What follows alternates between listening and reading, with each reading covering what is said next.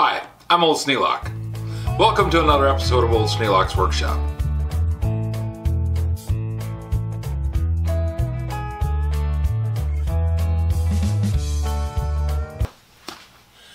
Using CitriStrip paint and varnish stripping gel.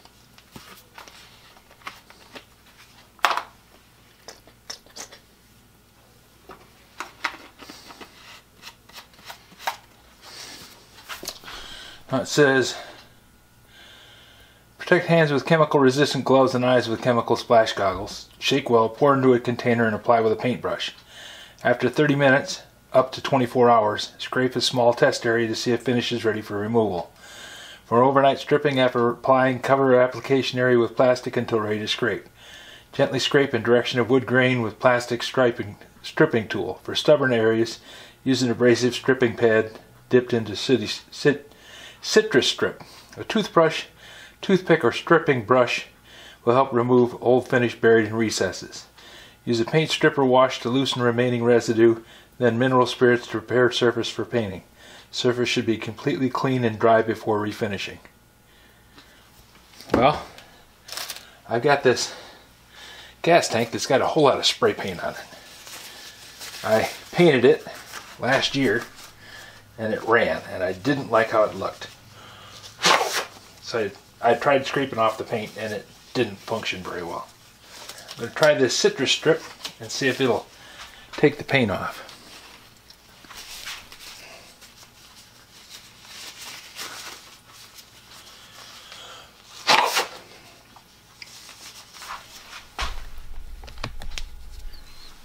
And I thought I could put this stuff on there and then leave it sit while I go out and work on the lawnmower.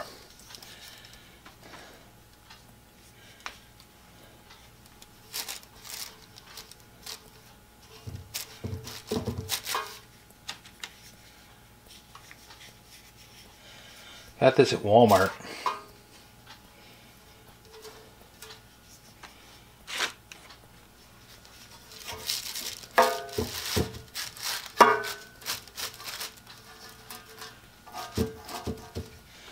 Well, the yellow paint's coming right off. I put that on that valve just a little bit ago, and it's already, the yellow is already coming off with just putting more stripper on. So the paintbrush is taking it right loose. So I think this is working pretty good.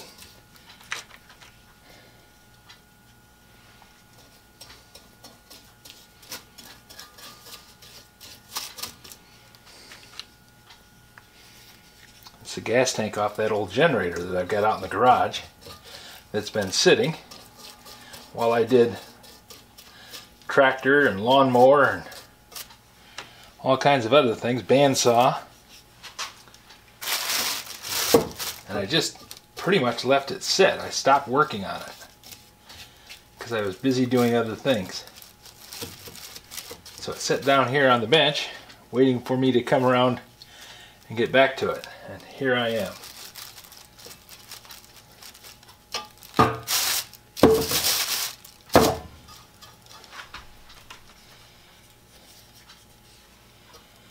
It's going to be warm enough to paint again. So this is a good time to be stripping the paint off of this thing.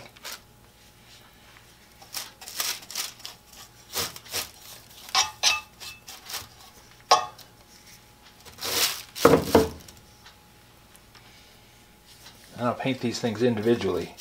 Looks like they put this all together and then painted it with red paint when they build it at the factory.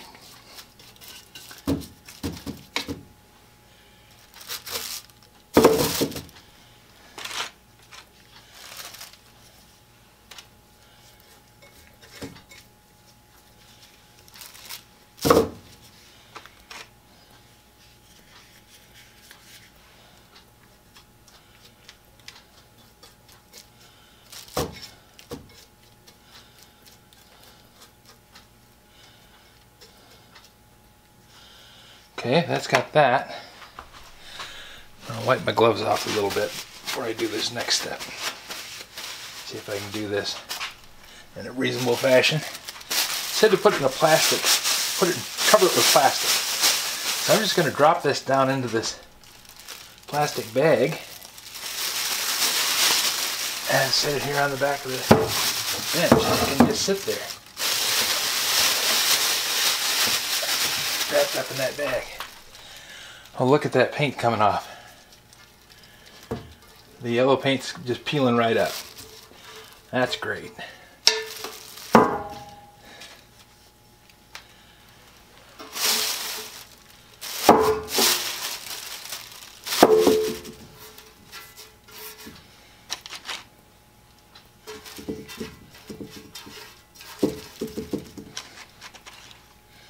It doesn't stink. I can't smell it at all. I mean, there's a little tiny bit of odor, but it's not objectionable at all.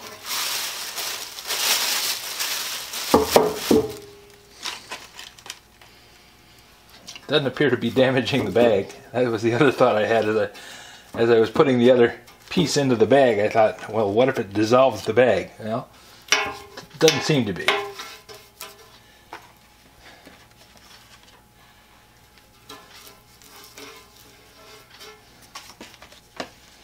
Looks like that was just enough in that pan too. I got the whole thing covered. Oh, I got a couple of brackets.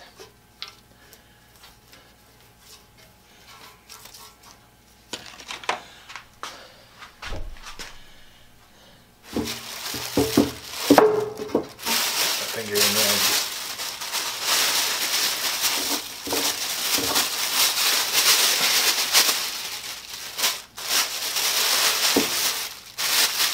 Pull that bag inside out over the top of it, so I got all the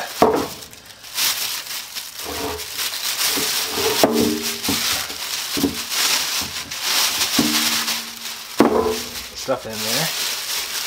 I think that'll work. That'll keep it from drying out.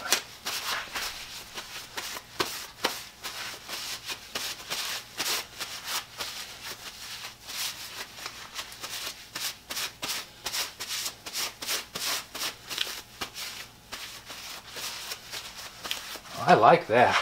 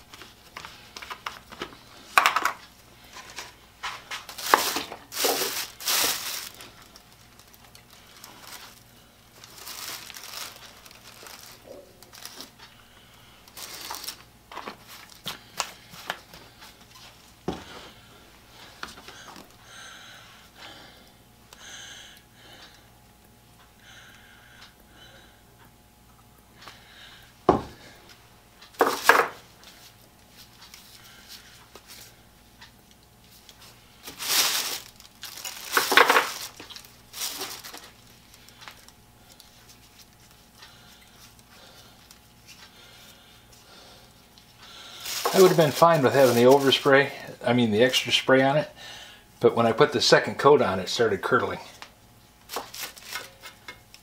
and wrinkling up. And I thought, well, okay, this is not going to work. So doing this, I should have a clean surface to work from now.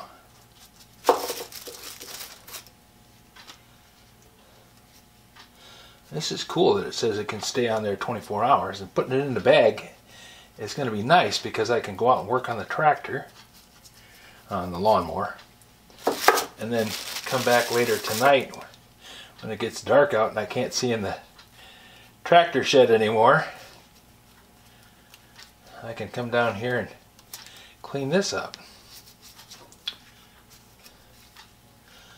Kind of like having an automatic system. The thing I always liked about working with a Bridgeport, you could set it to cut and set the stops, and it would cut till it got to the point where it was done, and then it would just shut. Then it would just shut down. It would stop moving. It would still be spinning. I suppose you could make it an automatic, but then that's almost a CNC if you're going to have it doing that. Okay, there. That's got that. I'll bring this up and just tie this in. Doesn't have to be a double knot, just a single knot. There. That's all wrapped up, it won't dry out. That's pretty cool.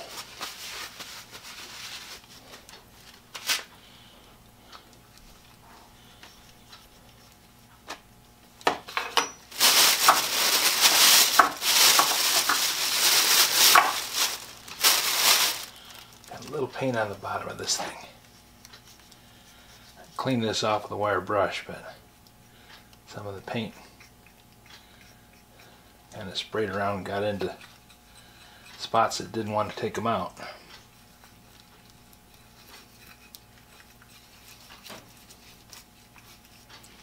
Yeah. Wipe off my gloves.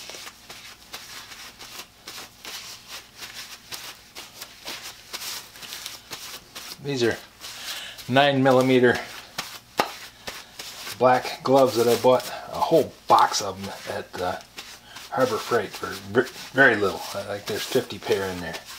I bought that box a year ago and haven't used them all up yet because they don't tear easily. I mean, you can tear them,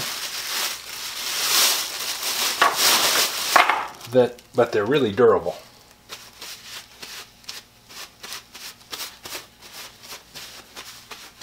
Which is nice when you're working with something like this, because if you catch a little sharp edge, it doesn't immediately tear a hole in it. There.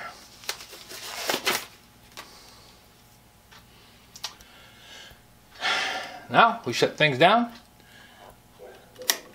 Go out and work on the other projects. If you have any suggestions for a new video, questions about today's video, or any of the other videos on the channel, just drop a note in the comments. You know I read them all. Thanks for watching.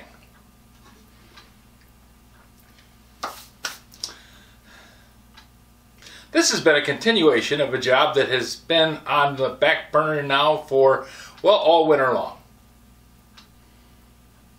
Hi, I'm Old Sneelock. Welcome to another episode of Old Sneelock's Workshop. This job is a continuation of a project that's been on the back burner since fall of last year. Almost 9 months.